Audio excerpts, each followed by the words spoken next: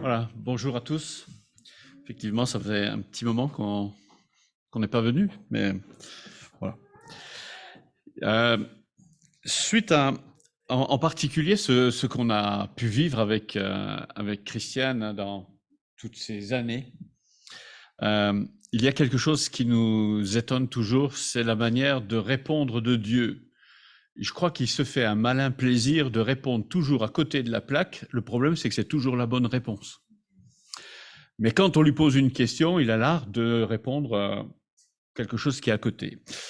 Et j'aimerais lire un texte dans 2 Rois 3. Alors, avant que vous ouvriez, on va faire un petit truc. C'est pas seulement pour l'IBG, c'est pour tout le monde. 2 Rois 3 nous parle d'une certaine étape avec Josaphat. Est-ce que vous avez une idée de ce que ça peut être?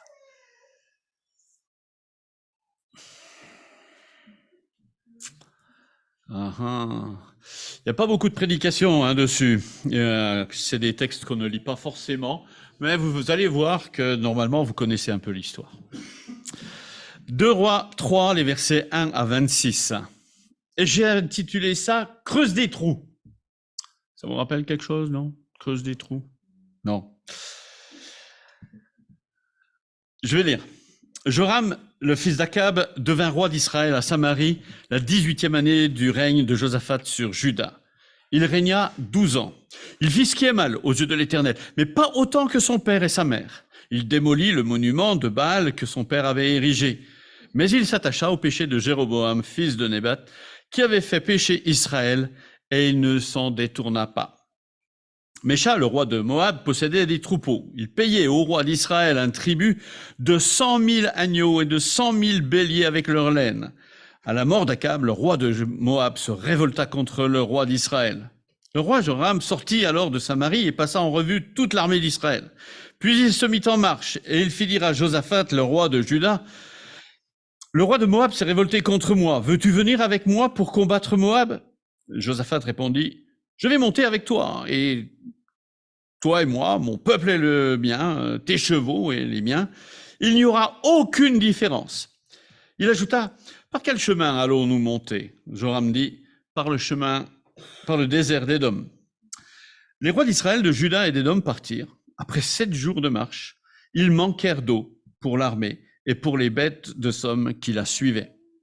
Alors le roi d'Israël dit, « Quel malheur! L'Éternel a appelé les 3 rois que nous sommes pour les livrer entre les mains des Moabites. » Mais Josaphat demanda, « N'y a-t-il ici aucun prophète de l'Éternel pour que nous puissions le consulter ?»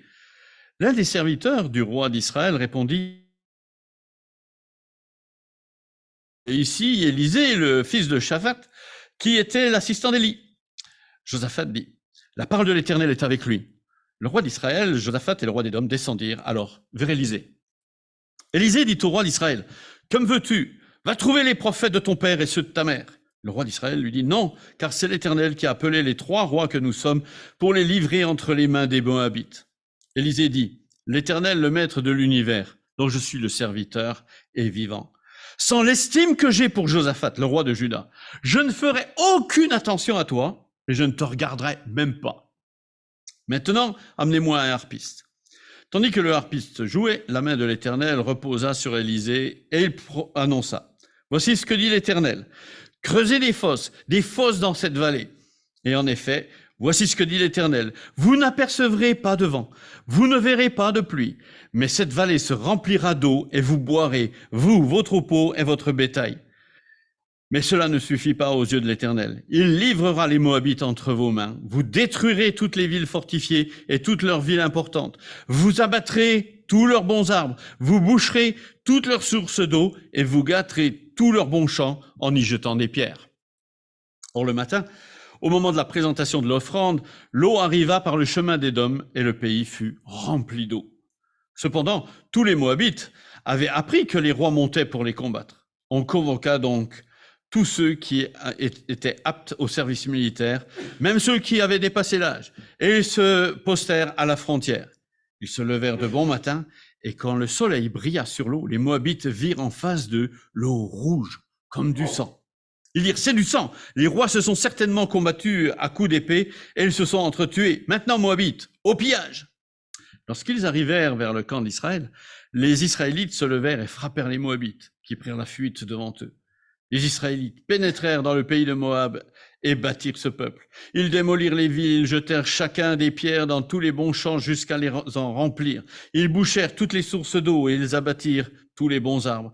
Il ne resta plus que Kir-Haséret et ses pierres, mais les soldats armés de fronde l'encerclèrent et la battirent. Voyant qu'il avait le dessous dans le combat, le roi de Moab prit avec lui 700 hommes, armés d'épées, pour se frayer un passage jusqu'au roi d'Édom, mais ils n'y parvinrent pas. Il prit alors son fils aîné, celui qui devait devenir roi à sa place, et l'offrit en holocauste sur la muraille. Les Israélites éprouvèrent alors un tel sentiment d'indignation qu'ils s'éloignèrent du roi de Moab et retournèrent dans leur pays. Ça fait du bien de lire la parole de Dieu. Qui est-ce qui avait déjà entendu cette histoire? Vous devez voir la main, ceux qui ont entendu. Ah, ça ne fait pas la majorité. Hein. C'est une histoire que, personnellement, j'aime beaucoup parce qu'elle m'a perturbé. Elle m'a perturbé par la manière d'agir de Dieu dans cette histoire. Reprenons le contexte. Le contexte, la première partie, c'est qu'on a un roi d'Israël qui succède à son père, qui était Akab, qui était un roi pourri par excellence, qui était une chiffre molle, hein, c'était la femme qui dirigeait en réalité, Jézabel. Mais ce qui était intéressant, c'est qu'il avait entraîné le peuple vraiment dans l'idolâtrie complète. Et son fils Joram va se retrouver dans une situation un peu similaire, mais un peu moins. N'empêche qu'il entraîne le peuple d'Israël toujours vers une direction loin de Dieu. Il peut y avoir des passages dans notre vie où on voit des personnes qui sont peut-être moins ou plus contre Dieu. Ça n'empêche que ça ne nous attire pas vers Dieu. Et je pense que c'est une des premières leçons que cette histoire nous apprend, parce que je peux être cette personne. C'est pas forcément toujours l'autre. On a facilement tendance à penser que c'est toujours l'autre le problème. C'est bien connu. Mais je peux être cette personne. Quelle est ma relation avec Dieu? Comment est-ce que je vis cette relation? Puis d'un autre côté, la deuxième partie du contexte, c'est que Moab est contraint de payer un tribut depuis que David, donc ça remonte à pas mal d'années, les avait battus. Et il avait imposé, et quand on relit le texte dans Roi, c'est pas clair. Il a imposé un tribut. Mais là, on le chiffre. Et franchement, le tribut, il est lourd. Et ça écrase. Le but de David, c'était justement d'empêcher Moab de pouvoir se révolter à nouveau, de pouvoir avoir une économie qui lui permettait d'être à flot. Et l'histoire nous montre aujourd'hui que quand on prend ce genre de décision, un jour, excusez l'expression, mais ça nous pète à la figure. Et on est en train de le voir et de le vivre actuellement dans le monde. Si je reprends la Deuxième Guerre mondiale, elle a été en particulier due à un traité de Versailles qui était un peu dans ce sens. Parfois, on est amené à prendre des décisions, on pense qu'on prend des décisions qui sont super, et on n'en mesure pas forcément toujours les conséquences. C'est pour cela que nous devons aussi être prudents, c'est une petite parenthèse que je fais, être prudents par rapport à juger l'histoire. Parce qu'un jour, nous ferons partie de l'histoire et nous serons jugés. En général, on n'est jamais tendre avec ce qui s'est passé, parce qu'on ne replace pas les choses dans leur contexte, etc. Il y a beaucoup de choses. Donc, faisons attention et soyons guidés par Dieu pour pouvoir prendre les bonnes décisions au bon moment, de manière à ce qu'un jour, les générations futures ne diront pas « Quelle bande de nazes, ces gens !» qui ont pris ces décisions. Et je peux vous garantir qu'actuellement, les générations qui sont là, je parle jeunes comme vieux, on est en train de prendre des décisions, ça va péter à la figure à la génération à venir, en particulier dans le développement. La troisième partie du contexte, c'est que le roi de Moab donc se révolte, et que naturellement, le premier concerné, c'est quand même Joram dans l'histoire. Et il va dire, je ne vais pas laisser faire ça. Aujourd'hui, on dirait, oh, il cherche son intérêt. Ben oui, qui ne cherche pas son intérêt. Et il va dire, je vais aller les combattre, mais je ne vais pas y aller tout seul. Il va demander à 2 personnes importantes de venir. Il va demander à Josaphat, le roi de Juda, et le roi d'Édom de venir. Alors pourquoi ces deux-là? Est-ce que quelqu'un peut me donner une réponse par rapport à ça? Pourquoi d'abord Josaphat? Il n'est pas le roi d'Israël, il est le roi de Juda. Entre Juda et Israël, en général, c'est pas le grand amour. Alors pourquoi est-ce qu'il va demander à Josaphat?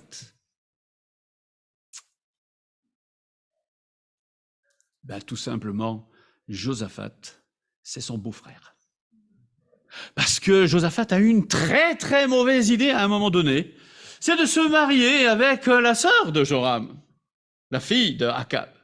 Vous savez, à l'époque, on faisait des alliances politiques. Et les alliances politiques se faisaient par mariage.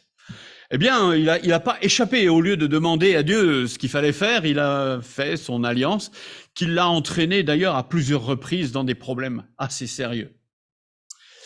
Et là aussi, petite leçon, c'est tellement facile de faire des mésalliances. On pense qu'on a réglé un problème pour avoir la paix quelque part, et on se crée bien d'autres problèmes par la suite. C'en est un. Et pourquoi le roi d'Édom?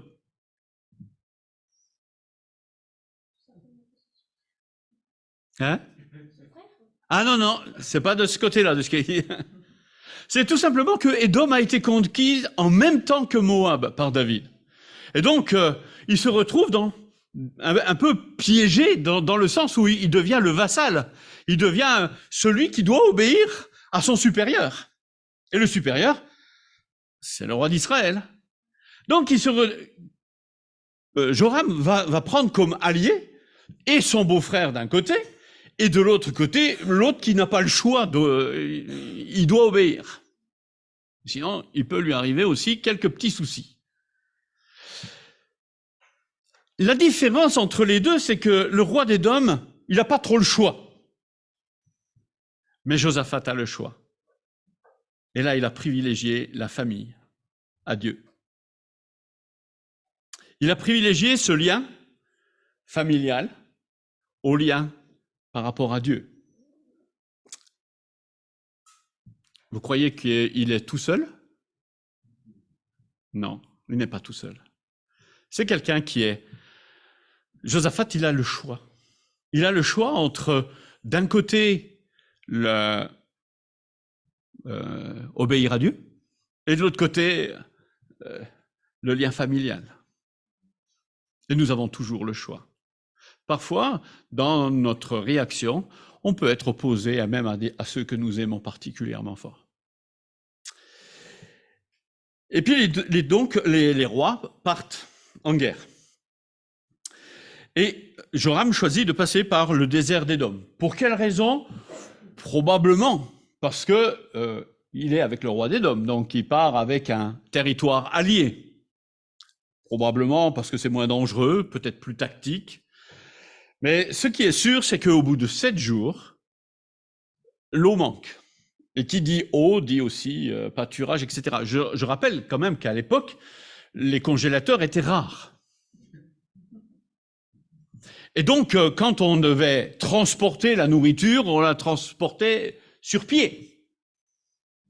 C'est pour ça qu'il est parlé du bétail. C'est pas parce qu'ils étaient tellement agriculteurs que finalement ils emmenaient tout. C'est tout simplement que pour nourrir, pour la viande, fallait la transporter sur pied. Et du coup, si on imagine, non seulement il y a les soldats à abreuver, il y a les chevaux, parce qu'il y a aussi une cavalerie, et puis il y a tout le bétail qu'il va falloir nourrir et abreuver. Ça fait quand même quelques litres d'eau. Hein. Ils sont dans le désert, il n'y a pas d'eau. La situation est catastrophique. Comment est-ce qu'on va réagir? Et là, ça devient intéressant. On a 3 rois, 3 leaders, 3 possibilités de réponse. Et on a 3 réponses. La première, c'est le roi d'Israël qui dit « c'est foutu, c'est de la faute de Dieu ». Je rappelle que quand même, c'est un féticheur. Il s'adresse plutôt à ses fétiches, à ses idoles, qu'à Dieu. Mais il a bien allié les deux. Le syncrétisme. Christian en a parlé tout à l'heure. Un petit coup par-ci, un petit coup par-là, voilà.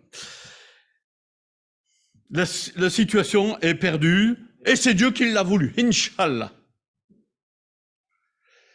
Le roi d'Édom, il réagit pas, lui, c'est pas son problème, il ne fait que suivre. Et puis on a Josaphat. Josaphat qui dit, mais il y a un problème. Ok, est-ce qu'il y a un prophète qu'on puisse consulter? On va aller consulter Dieu. Le problème pour les trois rois est identique, mais leur réaction est différente. Quand on est devant un problème qui est sérieux, qu'on est peut-être même dépassé par le problème, quelle va être notre réaction? Ah, Josaphat. Mais on peut très bien dire, hop, Dieu l'a voulu, c'est ainsi. Hein, on est évangélique, alors on ne dit pas Inch'Allah, hein, on le pense. Qu'est-ce qui va se passer à ce moment-là? Et moi, ça me frappe. Qui est-ce qui va donner la solution? Eh bien, ce n'est pas du côté de Juda, c'est du côté du roi d'Israël, où il y a quelqu'un qui dit, ah mais oui, mais il y a Élisée. Il y a Élisée. Et c'est donc pas du côté de ceux qui, logiquement, étaient proches de Dieu qui vont constater ça.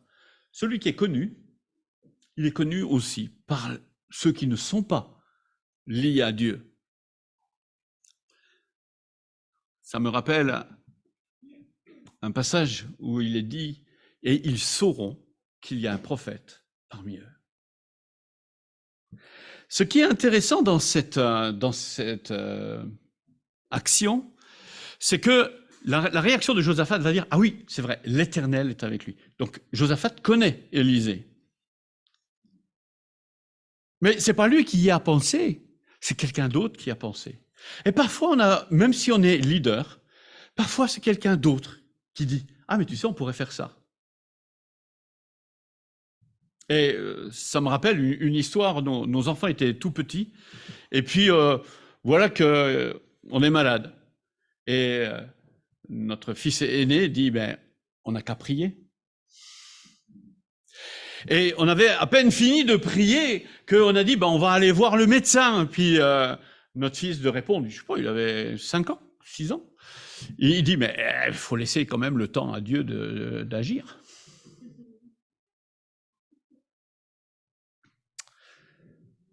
On était missionnaires hein, à l'époque.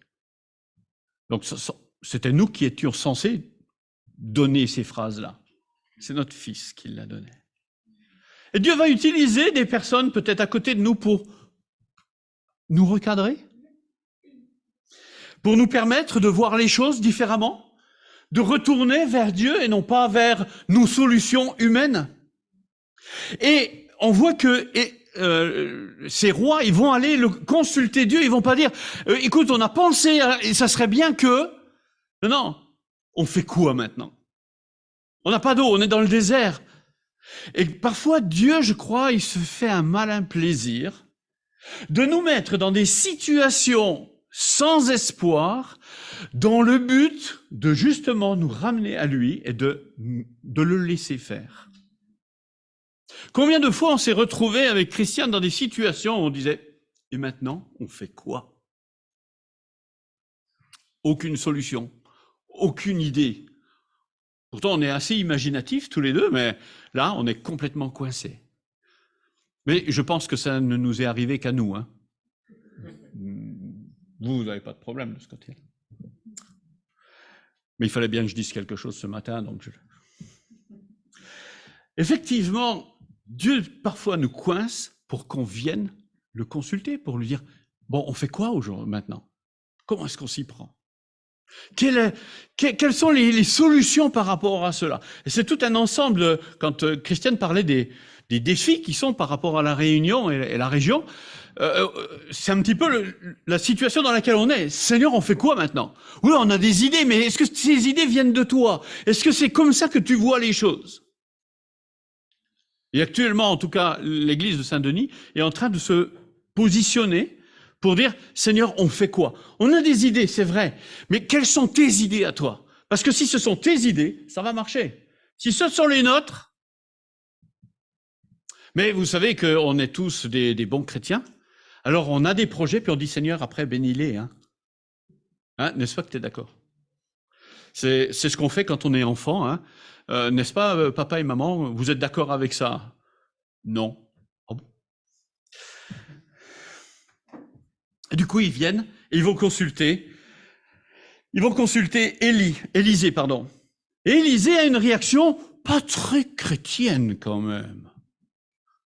Il aurait dû dire, selon moi en tout cas, je sais pas vous, mais il aurait dû dire, oh mais Joram, tu es là, le roi d'Édom, tu es là, vous avez fait un pas vers moi, c'est formidable, oh vraiment, alléluia. C'est formidable, le roi d'Édom, idolâtre complet, le roi d'Israël, un idolâtre aussi, bon, il fout un petit coup de l'Éternel à l'intérieur, histoire que ça aille bien. Vous avez fait un pas vers moi. On aurait dû dire, c'est formidable. La réaction d'Élisée, le manque de compassion, de manière cruelle. Qu'est-ce qu'il répond? S'il n'y avait pas eu Josaphat, je ne me serais même pas occupé de toi. Toi, tu n'as qu'à aller vers tes dieux. Va là où tu mets de l'importance. Et parfois, je me pose la question, si Dieu me refaisait aujourd'hui, me disait ça, va là où tu as de l'importance, j'irais où? Est-ce que ça serait vers Dieu ou j'irais vers mes petites solutions politico, socialo et religieuses, etc. Qu'est-ce que je ferais? Vers où il m'enverrait? Mais c'est vrai que si d'un côté il est dur, il dit quelque chose qui est étonnant en même temps. Il dit s'il n'y avait pas eu Josaphat. Mais Josaphat, il n'est pas si bien que ça. C'est quand même quelqu'un qui s'est marié avec la fille d'Akab, qui en plus s'allie dans cette guerre-là, il s'allie avec lui. Donc il est dans le péché. On est d'accord? Oui, mais l'Éternel regarde au cœur. C'était quoi son cœur? C'était un cœur qui était attaché à Dieu. Il n'est pas parfait. Si on regarde la vie de Josaphat, on peut scier du bois après.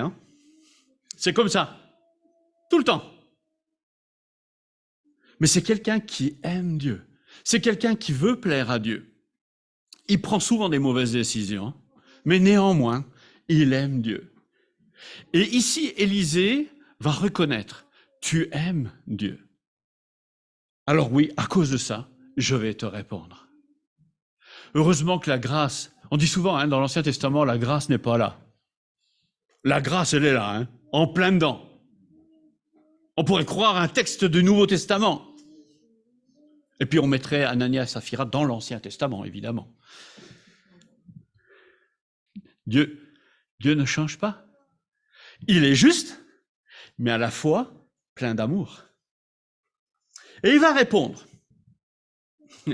Il va répondre de manière très étonnante. Je ne sais pas, vous avez besoin d'eau, qu'est-ce qu'on vous donne? On vous donne de l'eau. Je ne sais pas, un convoi humanitaire de l'ONU qui vient pour ravitailler cette armée en péril. Non. En plein désert, il n'y a pas d'eau, il n'y a rien, tout est bien sec. Il dit, creusez des trous. Est-ce qu'il a dit combien de trous il fallait creuser? Les linéaires, là, ils vont souffrir. Parce que combien de trous il fallait? Quelle dimension il fallait? Quelle profondeur? Il dit simplement, creusez des trous parce qu'il y aura de l'eau. Quelle était donc la logique que Dieu attendait de ce peuple? C'était quoi? Il creuse des trous, mais combien? 1, 2? Plusieurs, le plus possible et le plus profond possible pour garder l'eau. Est-ce que le Saint-Esprit leur avait dit très exactement quel était le nombre qui était... Non. Ils savaient combien il fallait d'eau pour abreuver tout le monde. Et donc il fallait qu'ils en creusent le plus possible. Une armée qui creuse des trous. Bon, des tranchées, on peut comprendre, c'est pour se protéger, mais des trous, franchement, ça fait pas sérieux. Et parfois, Dieu nous demande de faire des choses qui sont pas sérieuses. Vous trouvez que Josué, c'était sérieux de faire le tour de la ville comme ça, c'était sérieux? Vous trouvez que, comment il s'appelle, Gédéon, c'était sérieux là de venir en cassant des cruches, en faisant du bruit pour lutter contre Moab? Combien de fois le Seigneur nous fait faire des choses qui sont pas sérieuses, mais qui marchent, parce que c'est dans le plan. Et il prévient, vous ne verrez pas de vent, vous ne verrez pas de pluie, vous verrez rien, et d'un seul coup, hop, ça va remplir. La manière de faire, la manière d'être, Dieu s'en occupe. Non seulement la vallée se remplira d'eau, mais vous aurez largement. Donc creusez suffisamment de trous. Et parfois le Seigneur, c'est sont ces trous-là qu'il nous demande de creuser. Ça peut être des expériences. Quand on est parti au Bénin, en 84, on était dans l'implantation d'églises. Alors, il faut remettre les choses dans leur contexte. Moi, je ne savais pas ce qu'était une église, puisque dans la région d'où je viens, il n'y avait pas d'église. Alors, au niveau de la CIM, ils ont dit, on va faire vite trouver un endroit pour faire un stage. Et on n'a pas trouvé. En fait, ce que je ne savais pas, c'est que ça faisait 20 ans que Dieu me préparait dans une région sans église pour aller dans une région où il n'y a pas d'église. Mais il avait bien fait les choses, parce que si au début, il n'y avait pas d'église, moi, j'avais aucun problème pour vivre sans église, et vivre ma foi, et vivre ce travail avec Dieu. Christiane était déjà plus embêtée, parce qu'elle connaissait que la vie avec l'église. Sauf que quand l'église a commencé à se développer, cette fois-ci, l'handicapé, c'était moi. Mais il avait mis à côté de moi quelqu'un qui savait comment continuer. En fait, Dieu avait tout préparé. Et la question que j'aimerais poser ce matin à chacun d'entre nous, quels sont les trous que Dieu nous a amenés à creuser? Quelles sont les expériences? Quelles sont les choses de notre vie qu'il va utiliser? Quelles sont les choses qu'il va nous faire faire et qui vont être ces trous nécessaires pour pouvoir non seulement abreuver le peuple de Dieu, mais même au-delà? Quels sont les trous que Dieu nous demande de creuser? Chacun peut répondre pour soi, hein. Mais en tout cas, il nous demande, allez, vas-y, creuse, creuse, creuse, creuse, creuse, vas-y, à fond, t'en auras besoin. Et alors, il dit, ça va même aller au-delà, puisqu'ils auront la victoire sur Moab. Dieu leur dit ce qu'il faut faire, et on va s'apercevoir qu'à ce moment-là, Dieu va utiliser même des choses bizarres, puisque le lever du soleil permettant à l'eau de devenir rouge, les Édomites, qui sont quand même pas idiots, prennent ça comme étant du sang. Il permet même à un peuple intelligent de devenir stupide. Moi, ça m'encourage. Pas parce qu'il risque de me rendre stupide, ça je le sais, mais surtout qu'il peut tourner des événements qui peuvent paraître graves, improbables, en quelque chose de possible et quelque chose qui va se réaliser. Toute cette séquence-là est totalement illogique. Et pourtant, selon Dieu, totalement logique. Ce matin, on est bien installé, tranquille. Quel est le plan de Dieu pour chacun de nous? Ce qui est du passé, c'est du passé. Je ne peux plus le refaire. Mais en quoi est-ce que ces choses-là, Dieu va pouvoir les utiliser pour sa gloire? Qu'est-ce qu'il va nous amener à faire parce qu'il est en train de nous préparer pour des œuvres qu'il a préparées d'avance et que nous puissions les faire? Quand le Seigneur m'a montré qu'un jour je prêcherais, la première prédication, elle est venue 12 ans plus tard. Moi, j'avais pensé que c'était tout de suite. Et parfois, entre ce que le Seigneur nous montre et la réalisation, il y a du temps parce que souvent, il y a de la préparation. Et c'est lui, notre maître, c'est lui qui nous prépare les choses. J'aimerais terminer avec quelque chose de formidable. C'est que Dieu connaît Dieu sait tout ce que nous avons, tout ce que nous sommes. Il connaît les plans qu'il a pour nous. Il connaît la manière de les réaliser. Nous, notre rôle, c'est de dire, Seigneur, parle-moi.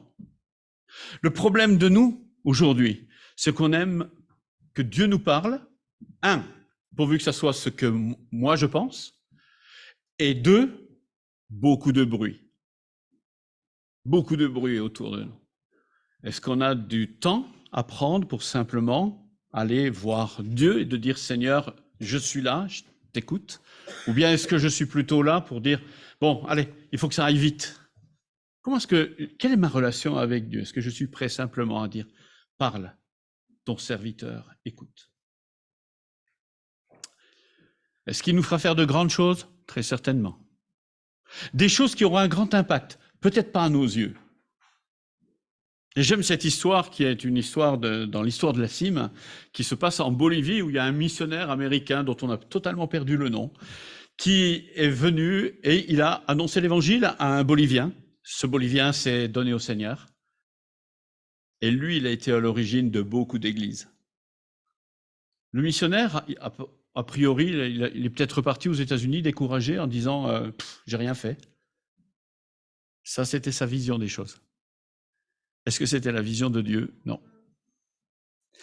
Donc, ayons les yeux fixés sur Christ.